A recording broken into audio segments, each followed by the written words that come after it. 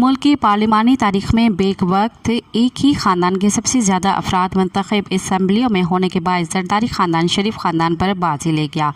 सदर ममलिकत आसिफ जरदारी की खाली करदा कौमी असम्बली की नशिस्त पर साहिबजादी आसफा भुट्टो के बिला मुकाबला मुंतखब होने से आसिफ जरदारी खुद बतौर सदर ममलिकत बिलावल भुट्टो, आसफा भुट्टो और बहनोई मुन्नवर तालपुर MNA, जबकि दोनों बहनें डॉक्टर अजरा पेचोहो और फरियाल तालपुर MPA हैं।